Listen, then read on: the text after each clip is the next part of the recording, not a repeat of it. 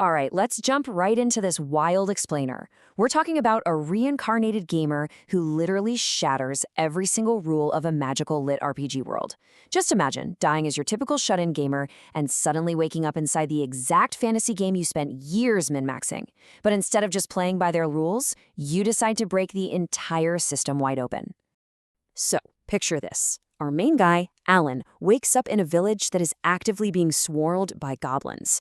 The NPCs, they're totally panicking, trying to fight them off with hoes and pitchforks. And right then, the system asks Alan to choose his class. Now, any normal person would pick some overpowered mage or warrior, right? Not Alan. He actually chooses the supposedly useless crafter class. But armed with his modern-day knowledge, he casually crafts a literal assault rifle and just mows the goblin horde down. Okay, so let's get right into part 1, Awakening and First Blood, where Alan just completely breaks the system. You see, Alan quickly realizes that in a world running purely on physical strength and basic magic, applying modern physics is an absolute cheat code. I mean, you've got these struggling farmers doing practically zero damage with their melee weapons, and then you have Alan standing there delivering absolute deadpan explosive chaos. He starts crafting more of these rifles, hands them out to the villagers, and literally turns a group of NPC farmers into a heavily armed militia. It's insane. From there, Alan establishes a completely broken combat loop.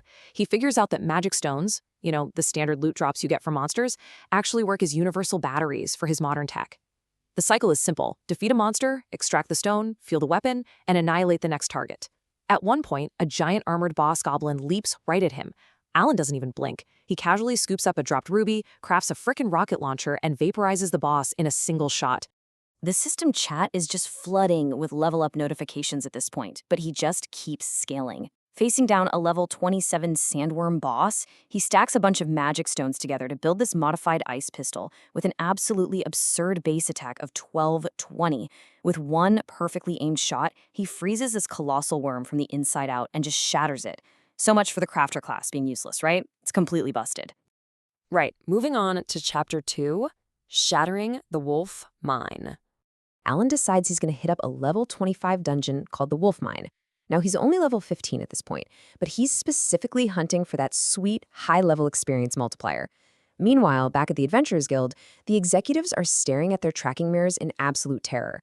They are watching this unknown crafter rocket from level 1 to 15 and eventually all the way to 30, with a growth rate that entirely breaks the game's math.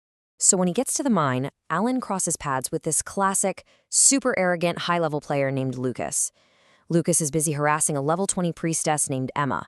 Well, Alan accidentally, and I use that word loosely, drops a massive heavy metal structure right on Lucas's face using long-distance crafting.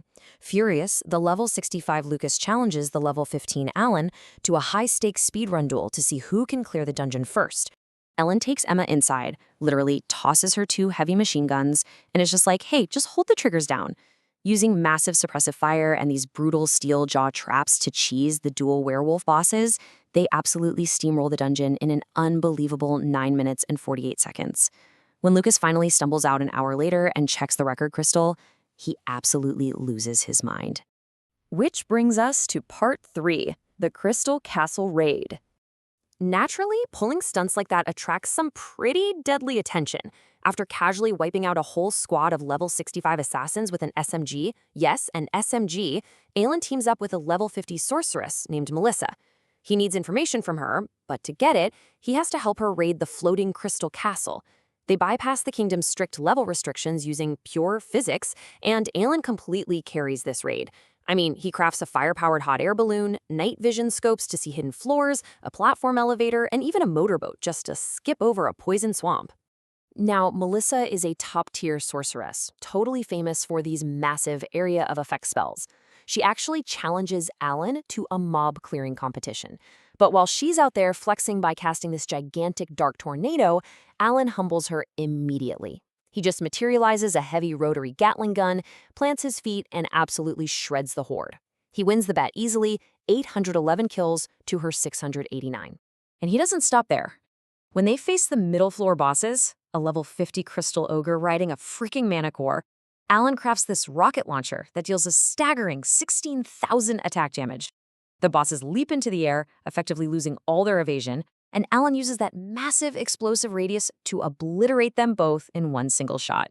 But the final room is where it gets truly disrespectful. They face the epic-class Crystal Dragon. This thing unleashes an instant death blaze that completely shatters Alan's shields. In a moment of pure, unadulterated genius, Alan fuses his strongest magic stone into a red fire extinguisher.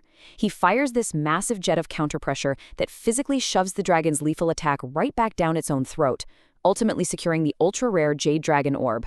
All right, Chapter 4, The Conspiracy and the Clan. So, after the raid, Alan is obviously demanding answers.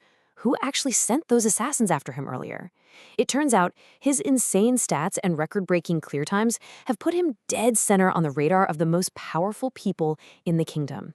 But you really have to ask yourself, who would actually bother putting a hit on a level 24 crafter? Well, Melissa drops a massive bombshell. She tells him that a corrupt faction within the guild makes an absolute fortune off the ongoing endless war with the Demon King. If some overpowered adventurer actually goes and ends the war, their highly profitable economy completely collapses. So their strategy is simple. They assassinate anyone who shows even a hint of main character potential. So what's his play? To hide his true power and get some noble protection from this shadowy faction, Alan joins a rank A defense clan called the Sacred Guardians. He officially teams up with the veteran clan master Flynn, a seasoned fighter named Naoki, and a lancer named Hina. Which leads us directly into the final chapter, the Siege of Vandalar. Almost as soon as he joins up, Alan's new team gets an urgent SOS from Lord Olivia. They need to defend the frontier city of Bandalore from a massive Demon King invasion. The catch? The city is completely broke. So Alan just flips the script. In this incredibly cinematic moment, he crafts crates upon crates of rocket launchers and literally arms the untrained civilian grandpas and bakers.